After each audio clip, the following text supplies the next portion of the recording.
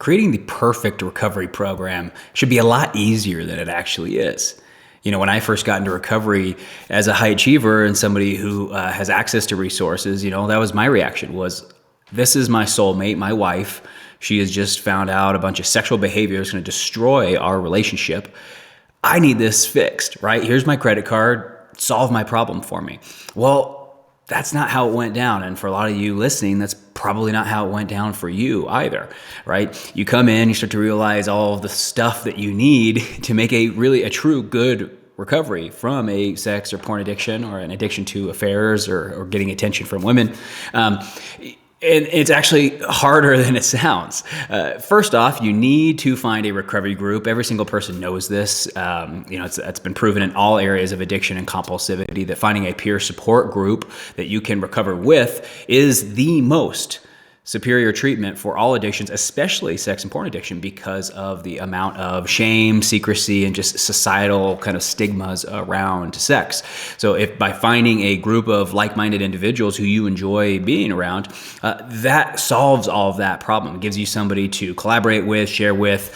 As we know, isolation and the feelings of aloneness or feeling like a freak or feeling like a failure, all of these feelings prevent a healthy recovery. But again, finding a group of like-minded people who you enjoy recovering with, that can be difficult depending on where you live or even your own personality type, right? Just because you're going to a recovery group does not mean that you are connecting with these men. When I first started going to a lot of my 12-step groups, frankly, I would never hang out with guys like that outside of 12-step recovery. And so how much connection was happening there? For me personally, not a lot, right? I used to, as most high achievers, I spent a lot of my time networking, going to conferences, collaborating with other leaders and entrepreneurs. And so those are kind of more of my people, my social circles, where I feel like I'm around my peers, where we share a lot of common interests, a lot of similar drive and similar approach to getting the most out of our lives. Whereas going to 12-step, I didn't always necessarily find myself around what I felt like was my peers, right? The second piece that we know we need when to establishing a really good recovery program is consistency. So we need this accountability platform where you're able to actually bounce ideas, questions, concerns, slips, potentially relapses with other people. Right? The only reason that you're not going to slip again or you're not going to relapse again is if you do something to prevent it from happening. But again, within the sex addiction space, your CSAT or your therapist you're working with, they're not accessible to you 24 hours a day. That's just not their job. They have, hundreds of other patients that they're seeing and managing treatment with them. And so, plus, in addition, they have business things that they need to take care of, compliance things they need to take care of. They have their own families. And so, these therapists, while they're a vital piece to your recovery journey, again, they're not accessible anytime that you are feeling vulnerable to a relapse or you're feeling unsupported or you need to collaborate with somebody to prevent a slip or a relapse. That's really need a peer support or a recovery group that you're meeting with consistently so you can bring these issues to these men so that this problem goes away and it does not come back. I think that's the challenge is a lot of guys, as much as they think they're in good recovery, the truth is their addict brain still wants to do all the same behaviors that got them here in the first place, right? And unless you do things to undo those thought processes, how do we know it's not going to happen again? So it's that consistency, that accountability, having a group that you can collaborate with essentially 24 hours a day, 7 days a week. And then the third thing that people need in recovery, and you're going to hear this on all the books and all the podcasts, is you need to figure out what your particular processes are that you're addicted to, right? Other people will call this triggers. Some people will call this your arousal template or your addiction rituals, kind of whatever you want to call it. In our program, we call it the processes that you're addicted to, given that sex and porn addiction is a process addiction. So determining what those processes are that are leading to this compulsive behavior, really undoing those or creating healthier substitutes is the only way you're going to stop this practice. The brain wants what it wants and it's going to get what it wants unless you can give it a superior alternative. But again, easier said than done. When we think about psychology and the brain, I mean, ultimately, a lot of us who have been teenagers, we were very defiant, rebellious, hard-headed. We have this kind of approach that we want to do, and we're not really going to let our parents or mentors convince us otherwise unless we feel like they are actually proposing to us a superior solution. If they can prove to me, my parents or my mentors, if they can prove to me that there is a better way for me to get what I want long term, then I'll listen to them. But just little suggestions here and there. Again, I'm not gonna modulate my behavior unless I'm sold that this new way that's being sold to me is actually going to get me there. And it's the same with sex and porn addiction. If you think about it with sex, you have to actually one up sex.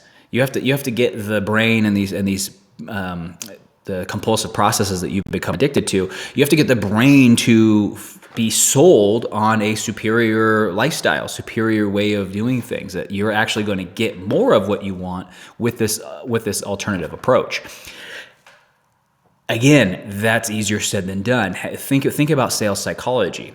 When we're going to sell someone, or we're going to become sold, we need to first feel understood. We need to feel like people get what it is that we're struggling with. They get what it is that we're trying to accomplish. What's the desired result, and they know what it's like to be us, like actually you.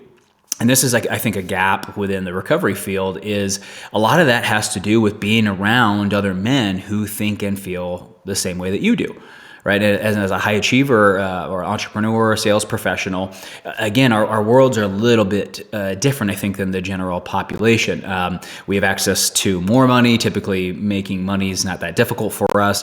Getting women hasn't necessarily been difficult for a lot of high achieving men as well. And so a lot of these struggles that you'll hear in different recovery groups, 12-step meetings, aren't struggles necessarily that a high achiever is backed up against, right? There's some similarities there, but to really feel understood, seen, and feel like you're in a group of people who understand your unique struggles, that can be hard to do as well. And so ultimately, when I formulated our recovery group, the Successful Addict, Successful Addict was a program for high achievers and entrepreneurs to do exactly the three things that I described, right? They needed a group of like-minded men who were like them that they could meet with consistently, every single week.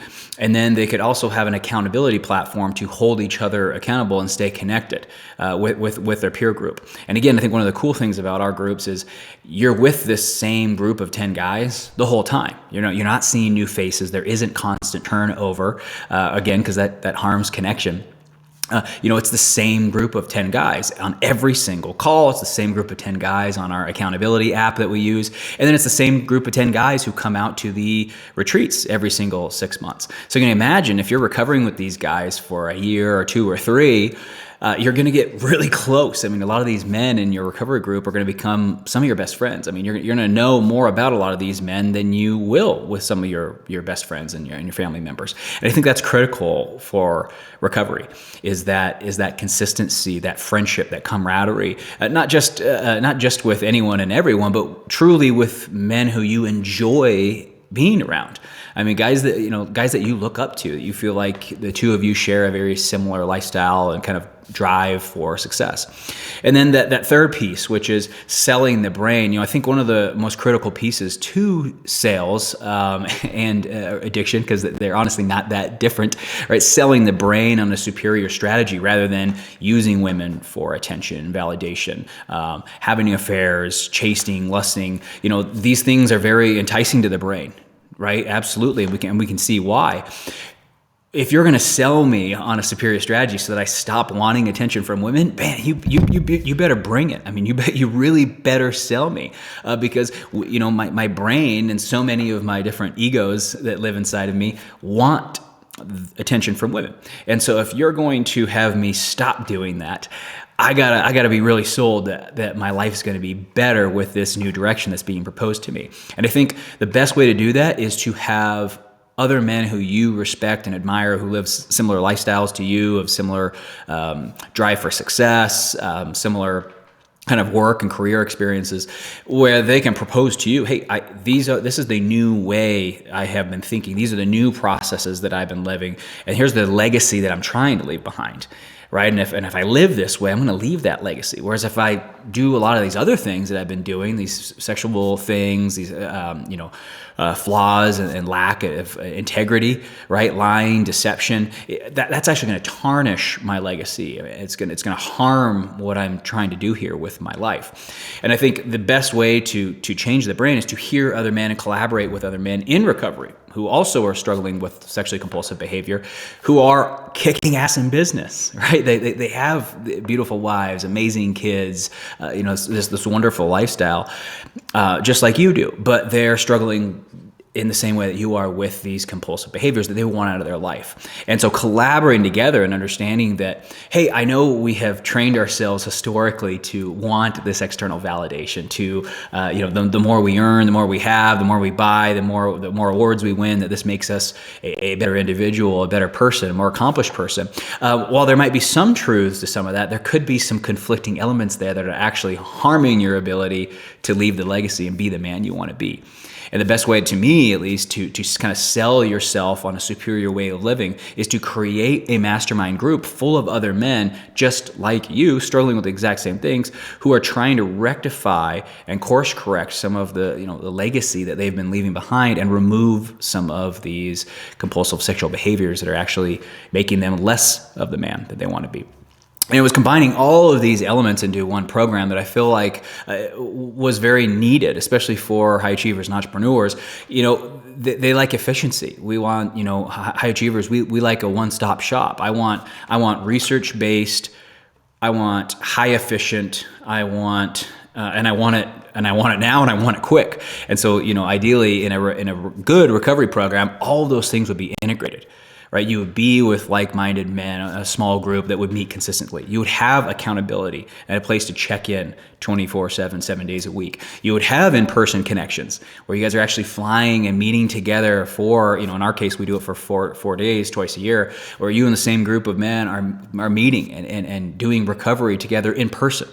Right, internet's great, but there's certain things that can't be done over Zoom, and recovery is kind of one of those things. But it's really the integration of all of those things: consistency, accountability, deep connections with like-minded people who you like to be around. A lot of this were the things that were missing in my recovery for the first year.